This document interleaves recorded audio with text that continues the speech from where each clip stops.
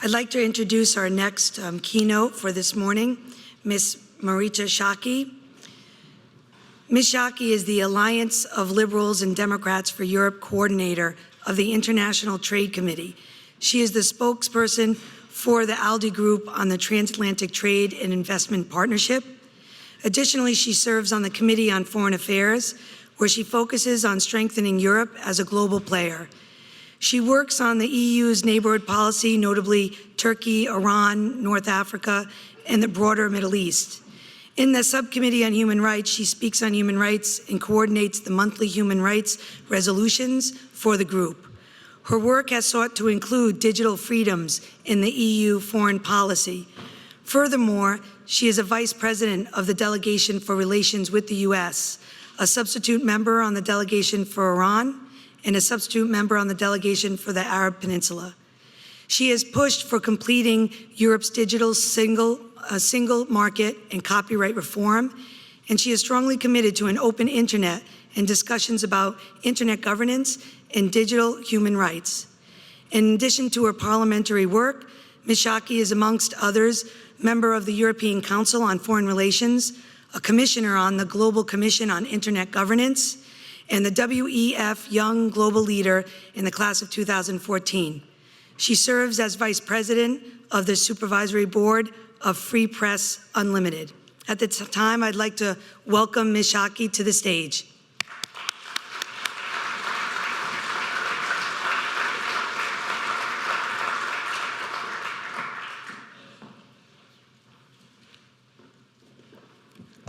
Good morning, everybody.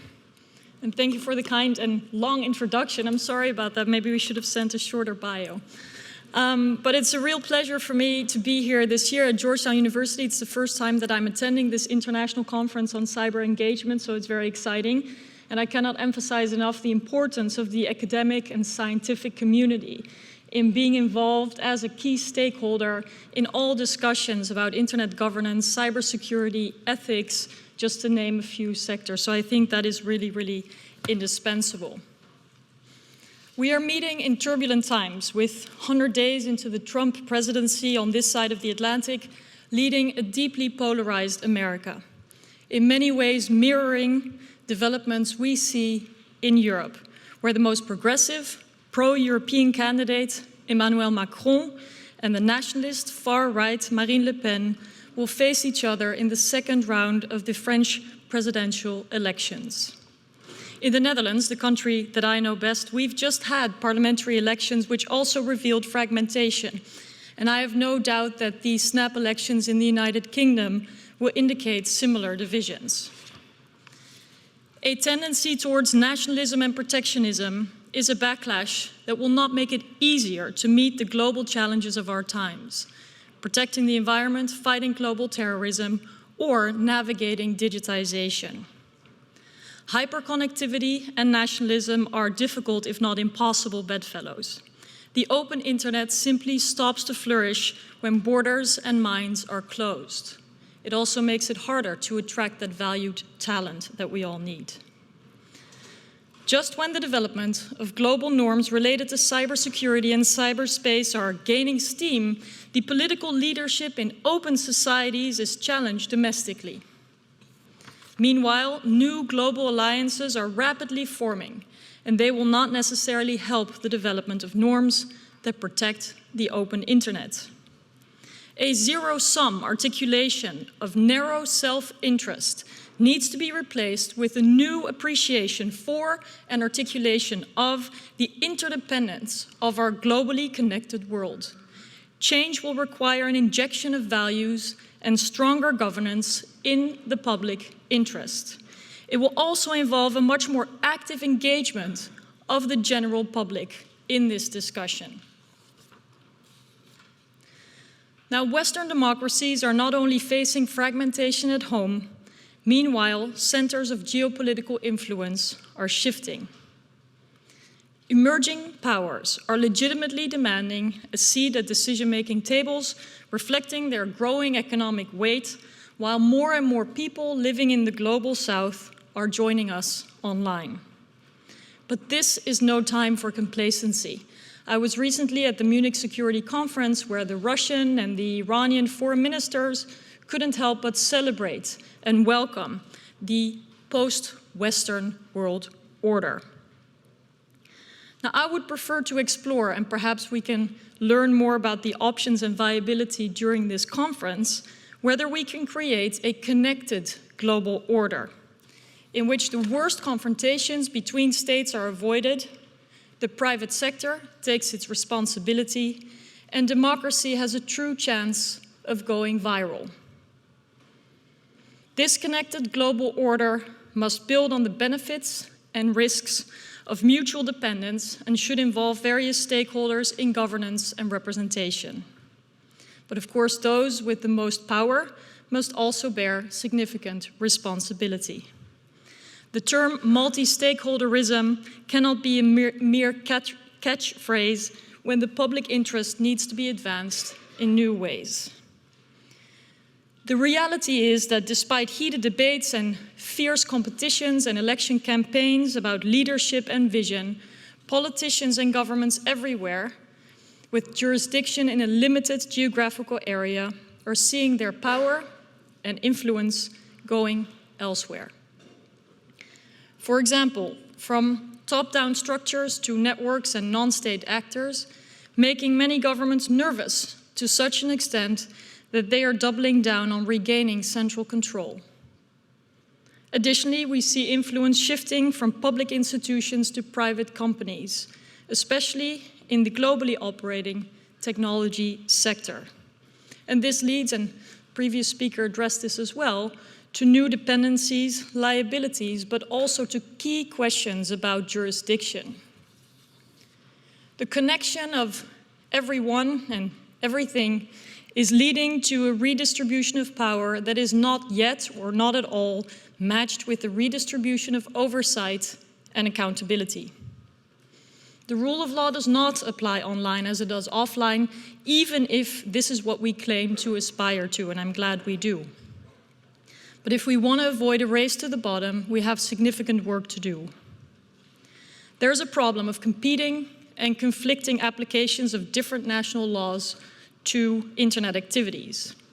See the example of content or free speech online, for example. And the Council of Europe, a report says the following, and I quote, "German courts have gone so far as to say that any website accessible from Germany is subject to German law. If this principle were to govern all countries with internet access, the implication is that websites would be subject to the laws of every country. This would leave internet governance to an uncoordinated, anarchic set of laws fraught with contradictions and uncertainties. In the case of Nazi memorabilia, only a handful of people may protest the removal of such unpopular content. But will it be acceptable if China outlaws Falun Gong sites that are, for example, legal in France? What about a US ban on offshore gambling sites, a Russian ban on a Chechen rebel webpage, etc.? If every country is allowed to place restrictions on internet content and levy fines on companies for non-compliance, the legal infrastructure that the internet is built upon will crumble under the weight of unlimited and unsolvable conflict. On the other hand, if countries are unable to regulate the content of the internet, cyberspace can undermine the fragile social compromises reflected in the domestic constitutions and statutes. The challenge in establishing a governance system for the internet lies in determining when a foreign court can make a valid, binding ruling over an internet company and when it cannot." End of quote. So the implications of extraterritoriality of domestic laws are significant, and that's clear, but still global, non-binding norms are emerging. And I believe it is up to us to focus on the values and principles these norms should be based on. Norms around shared interest are important, such as a recent proposal of seeking protection of digital financial services that Tim Maurer wrote for Carnegie, or the ambition to safeguard the public core of the global internet as a neutral zone that the Dutch Council for Scientific Research proposed and the government adopted as a priority. And as we're forming a government, there may also be a post of a Minister of Digital Affairs. So the ambitions are there. Or the idea of declaring elections critical infrastructure that is gaining popularity after painful lessons learned. We also see the Tallinn Manual as an oversight or overview of different laws that apply in the very vast online space. So shared interests are a good start, but it's not enough. There's been a surge in discussions about norms of internet governance, non-proliferation of cyber arms, cybersecurity, and freedom online, usually developed in a multi-stakeholder environment with significant leadership from governments, like that of Brazil in the case of Net Mundial, the US and China agreeing on bilateral norms when it comes to fighting or condemning, avoiding cyber espionage, or the Estonian government that basically leads on everything E. So governments are still important. They have a very important role to play, but I believe we need more leadership from democratic governments to ensure norms between states are rooted in the values of open societies and open economies for that matter. The de facto norms that large tech companies that operate globally are already setting can conflict with the rule of law, even in open societies. Facebook recently removed pictures of a centuries-old statue in Italy because it was too sexually explicit. It takes down photos of women breastfeeding, but still claims to be merely a neutral platform. YouTube wrongfully identified a political speech that I gave and uploaded on my account as spam and took it down. With hundreds of millions of people, especially young ones, accessing news only via social media platforms and search engines being used for nearly 100% of searches in parts of the world, the public interest as well as credibility are at stake when we look at these tensions and examples. But even these examples, even if they're supposed to be illustrative and I think concerning, pale compared to those of the companies selling hacking and exfiltration systems from Europe or here in the United States to authorities of dictatorial regimes without much of any regulation in their way. The commercial proliferation of digital arms, as they're sometimes called, is mushrooming. And what norm does that imply? The absence of regulation can also be very normative. Without basic rules governing global companies, the legal vacuum they continue to operate in will grow wider and deeper. This in turn risks eroding trust further in tech companies and services, as well as the governments for whom these major players seem out of regulatory reach. I'm convinced, and I work on trade most of my time, that the public protests we have seen against trade deals may well turn against tech companies if nothing is done to address challenges of digitization and employment, or of holding these major global players to proportionate account as their power grows. Viewed more positively, I believe corporate boards must choose proactively to govern their companies with much stronger responsibility for the public interest, and that they should embrace, not fight, better global norms and regulations, the connected global order. Currently, large tech companies are increasingly acting as new sovereigns, enjoying a very light or even absent regulatory framework, or seeking loopholes, using loopholes in a global system. Because of their major global role, they are also confronted with challenges that traditionally landed on the desks of diplomats and politicians. Should social media companies apply censorship under pressure from a foreign government because content posted on a platform causes deadly clashes? Can governments tackle violent extremist radicalization without cooperating with social media giants? And what checks and balances are in place to check the removal of content against the law? Which law? Not only do tech companies have a growing impact on the state of democracies, meanwhile, states operate with a growing dependence on the private sector for example, to build and protect critical infrastructure. Yet questions such as who is liable when there is a breach in the vital service or critical infrastructure that a private company installed for the government often remain unanswered or are answered only when it is too late.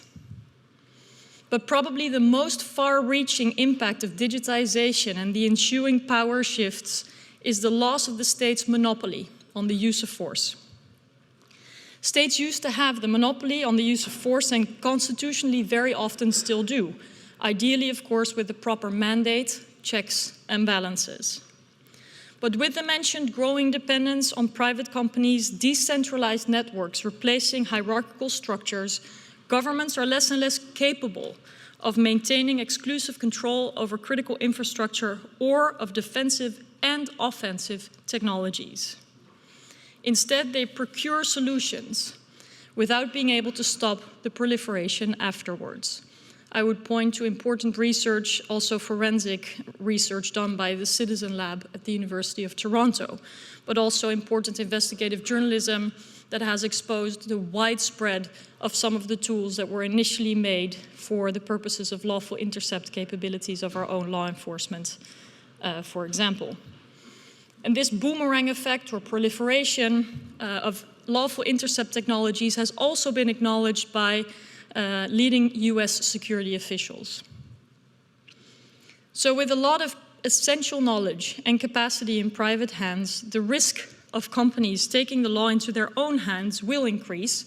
And we're already seeing outsourcing of defense and offense as well as crime to what we can call cyber mercenaries. So we must urgently avoid that the digitization of everything becomes the weaponization and securitization of everything. Because when every device, from a hairdryer to a self-driving car, can be weaponized, what realistically can the state's promise of security be? And who is responsible for the proper measures, who enforces them?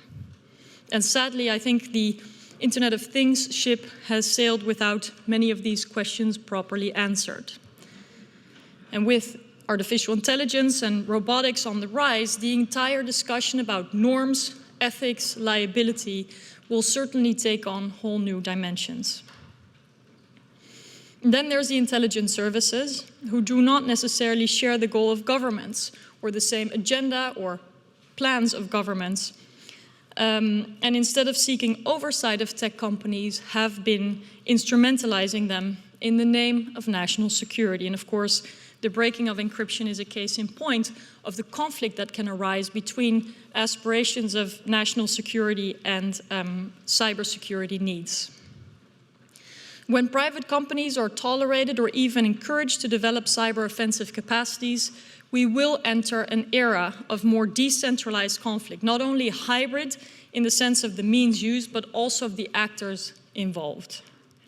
So to conclude, and I know that we have to go to the Q&A, and I'm excited to hear your questions, let me share some recommendations, just some thoughts, because it's impossible to be conclusive in such a short time, on how to make sure that the rule of law retains its value and impact online and a connected global order may have a chance.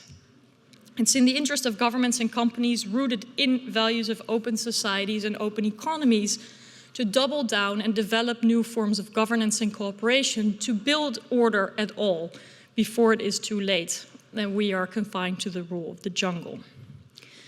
I think domestically, governments should do more to hold tech companies to account, including in antitrust context, but also looking at how to make sure there's oversight of algorithms.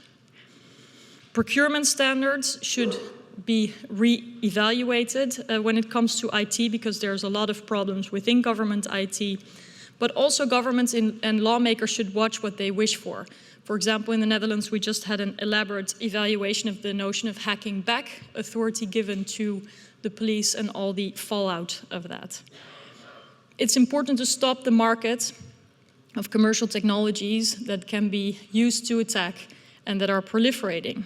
And also for governments to raise the price of negligence by board-level liability, higher fines, but also to set binding standards on the Internet of Things, on the extent or the terms for software updates that are required, or on responsible disclosure of vulnerabilities, for example. It's important to also involve people in the debate because they need to be part of building resilient societies. Internationally, governments should look at the options that they have in the full toolbox of foreign policy. Digital trade rules, which will emerge, I think, in the near future, may well include security requirements and can begin to address through arbitration some conflicts, not only between states, but also between private actors and states. Development funds should include norms for security and access. And perhaps it's an easy, low threshold to start, developing shared responses by states to non-state actors such as terror groups when they use offensive capabilities. Then a few words on the private sector. I think we really need to stop pretending that mottos like do no harm mean much at all without action. What about a commitment to the Universal Declaration of Human Rights? At least check the terms of use against them and adopt the practice of positive obligation. Be more clear about which legal frameworks and ethical choices inform a private company. Be transparent. Now, I will end there just to make sure that there's enough time for questions. I had a few more thoughts, but I don't want to eat into the time of the audience. So I'm happy to answer your questions, and I'll be around today if you want to discuss this further.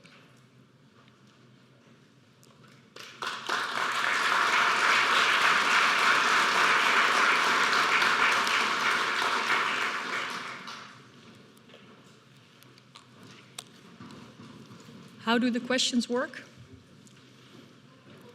Somebody should just go to the microphone? Okay. I don't see anybody. So if there's no questions, then I guess... oh, there is. Okay.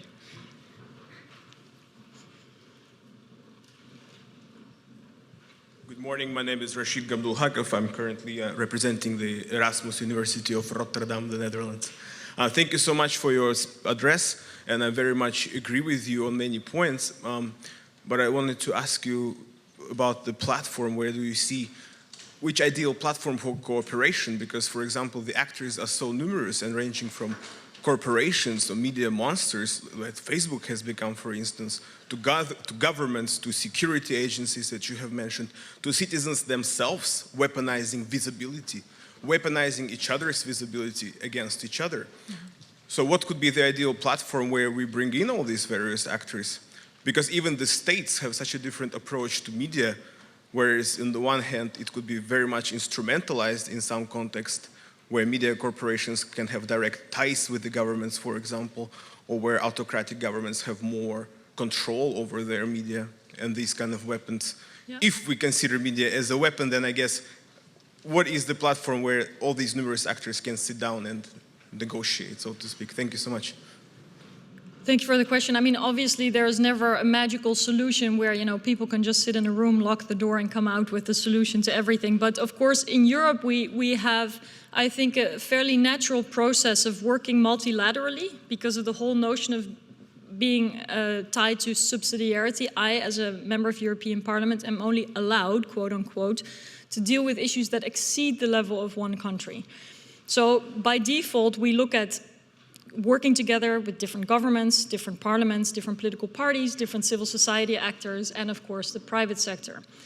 And I think in the EU we already see that a normative approach is fairly natural. I think it's a somewhat different approach than what we often see even in the United States, but certainly when it comes to countries that are governed by authoritarian regimes. And that is to appreciate that people need to also be protected from overreach by government and by the private sector. And so I think we've begun to see that setting norms when it comes to the General Data Protection Regulation, but also privacy rules or net neutrality, that the EU de facto has become a norm setter not only for EU member states, obviously, which is logical, but also for partner countries and developing countries who may not have the capacity to develop such, you know, multi-stakeholder or new norms or laws regulating digital economy, digital society, but are happy to look to the EU for inspiration. And I think a more proactive approach to engage globally in multilateral fora like the UN or through bilateral trade deals or the WTO are ways that with every step we take into consideration this digital component. I don't think that there is a need to categorize it as a sector that requires a separate set of laws and regulations, but rather to make it an integral part, but that still requires a lot of education. Thank you so much for your very, very thought-provoking and rich presentation. My name is Carsten Geier. I'm the cyber coordinator in the German Foreign Office. So I guess we have to go to Washington to talk. Now, one thing that came to my mind, and I just wanted to use the opportunity to draw you out on, is that you've outlined a vast array of issues to be addressed, and you've sketched out the number of actors that need to be involved. And this means you're challenged with finding a very complex architecture. And in my work, I encounter those demands for an architecture a lot. So I was wondering if you could share some thoughts that you might have on that. Yeah, I mean, by default it is complex, and you're absolutely right about that, but we do have some examples to build on. I mean, the term that's often used to bring different people together to think about norms or agreements, even if they're soft law, because I think that's the most accessible way to start, and to avoid global rules that are not at all in line with what democracies would like to see. There has been a lot of this so-called multi-stakeholder cooperation, and I think that that's welcome, but it's not enough in the way that it's working, in the sense that it's not always inclusive and that it's very voluntary. So the risk of some multi-stakeholder platforms being much more like conferences, I think leads us to the need to take further steps. And that's also what I meant by saying that a stakeholder, let's say a big global company with huge impact, should also have stronger responsibility than a small NGO who has the right to sit at the table, but who cannot possibly be weighed in the same way because they're both stakeholders. And I think sometimes it's a bit too simple in how these discussions go. And you're working in Germany yourself, so you know what we can do in Europe, but I believe there's still a narrow niche of people who care about these issues. It's not necessarily mainstreamed in, for example, diplomatic circles. So I'm also trying to make the case for more broad engagement, more integral approach to this discussion, because I think it is of vital importance, not only for innovation going forward, mitigating threats, but also for the health and resilience of our democracies at all, because it challenges the very questions of who governs, who's governed, how do checks and balances work in a completely new borderless environment. Okay, last question. The sign is up. Okay. Good morning, my name is Sarah Robinson. I work for Deloitte & Touche. You talked a lot about jurisdictional issues through your entirely interesting and, I agree, thought-provoking presentation. Given that sovereignty is an issue in every nation state, can you address how you expect or would hope jurisdictional lines to be drawn and actually, that brings into play a lot of enforcement concerns as well? Yes. Of course, this is one of the key challenges we run into, but we also have examples of where it's worked, mostly on limited scope. So cooperation between countries in the EU, in multilateral trade agreements, in NATO, in bilateral agreements of different kinds. So there are examples of how this can be done. The challenge is that this is normally the territory or the responsibility of governments only. And I think it is good to talk about norms that multiple actors could be a part of. And I see this happening through some of the examples that I mentioned that are much more on the basis of a common interest. So, for example, to fight countering, or what's it called, breaching intellectual property, for example, or commercial espionage. But they're much less sort of bottom up from a shared values point of view. And I do believe that's important because otherwise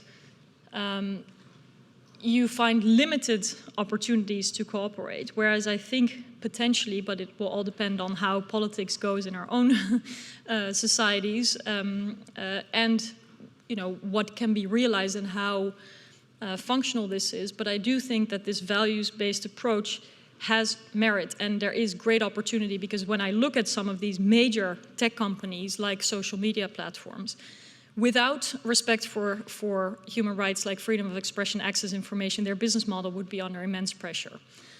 Without open economies, without the free flow of data, etc., they would have a serious problem with their business model. So when they knock on our door for example, digital trade rules, we can use that path to make sure that we are, with every new step we take, smart, for lack of a better term, to look at aspects of security, of what the implications are of selling a product that is designed in one jurisdiction to another, like we have with this lawful intercept, where clearly if there's no rule of law, the word lawful becomes meaningless, etc. So I think we can identify, and we don't have time to do all of them now, but starting points that we can build on, and that with the proper leadership might, be a good stepping stone to develop further.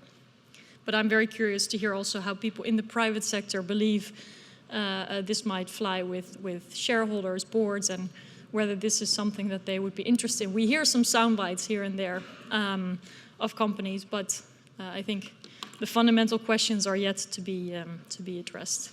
So thank you for your attention and your questions, and I hope to see you later today. Thanks.